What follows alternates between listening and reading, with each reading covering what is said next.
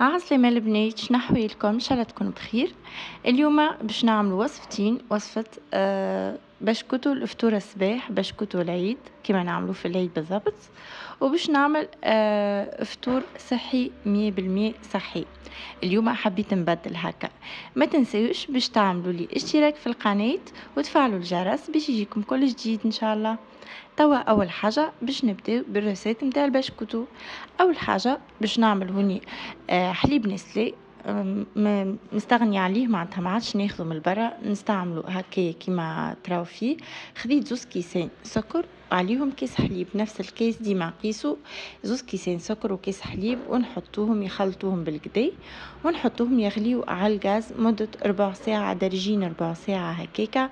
ومن بعديكا نفرغوه في حاجة، صبوه في حاجة كيما هكا صحفة كيس وإلا حكة باللار، ونخليوه يبرد في عقله. أنا الرسيت هذية استعملت معناتها عملتها قبل بنهار ملي باش نعمل البشكوتو باش تقعد تبرد في عقلها والكل.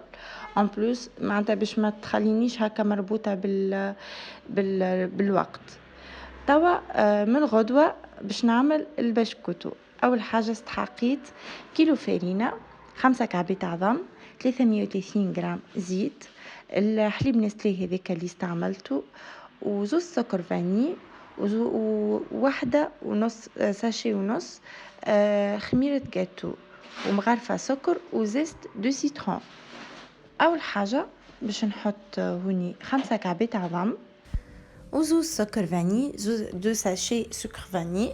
نجموا تستعملوا سكر فاني اللي بالزهر يعطي جو بنين على الاخر، انا ملقيتش منه، لقيت سكر فاني عادي. وخذيت مغرفة سكر. بالنسبة للكونتيتي السكر المرة هذه عملت مغرفة سكر، مي المرة اللي بعدها ما عادش باش ان شاء الله نستغنى عليه جملة، خاطر بحكم عندي الحليب نسلي. وزيت دو سيترون، هذيك القشور متاع السيترون تعملوها تبرشوها هكايا، والا شو اسمه هو القشور البرقدين يبدا مرحي. ومن بعديك نخلطوهم بالفوي هذيا متاع السابلي، ونزيد بشويه بشويه الحليب نسلي كيما تراو تكستور نتاعو كيفاش ولا عاقد هكاكا يولي حليب نسلي، وحتى المطعم نتاعو هو بيدو. نخلطوه مليح، ما نستحقوش راو فوي معناتها باش نركضوا الكل. نجموا حتى بالمغرفة والا معناتها كيما قبل يعملوا، حتى يلبسوا غاندويت وبيجيهم يبداو يخلطوا عادي، فهمت؟ مش لازم معناتها بالباتور. انا هذيا معناتها مسهلت لي. وتوازت 330 غرام زيت نباتي، ونكمل نخلط. وهوني نسيت ما حكيت لكمش، ما قلت لكمش على 200 غرام نشي مع الفارينة، كيلو فارينة 200 غرام نشي خلطهم مع بعضهم.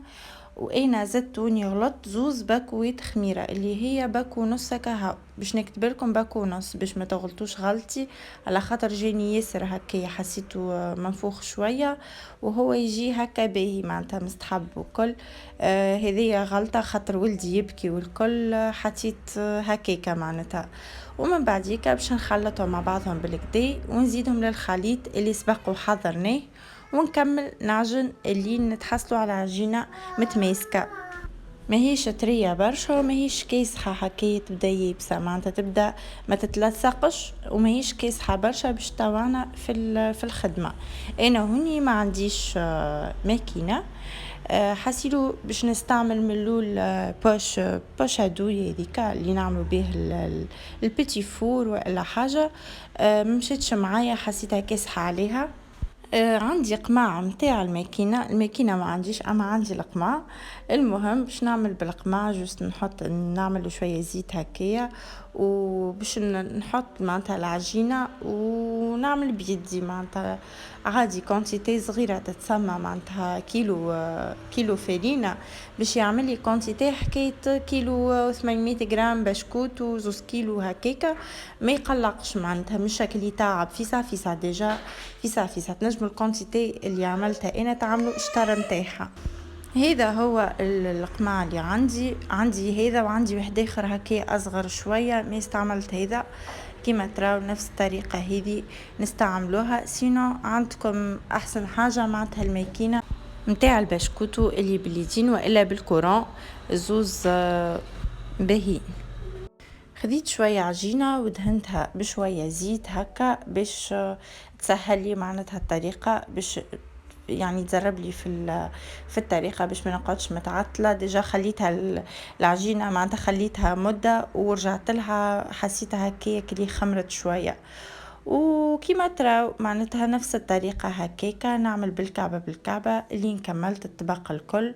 عملت برك الله عمل لي زوز اطبقة، طبق هذا وطبق الاخر. نسيت ما قلت لكمش حاجة اخرى، اللي انا ما وريتكمش في الواحد عندي شوية لوز مهروش صبيته، شوية مرحي وشوية مهروس صبيته واستعملته. سينو تستعملوا جرجلين والا ما غير حتى شيء زاد يجيبني يهبل ومحليه من برا هكا كروكون، ومن داخل الطري ما يقلقش، ماهوش هكا يابس كيما نقولوا يابس ما يتنجمش تاكلو.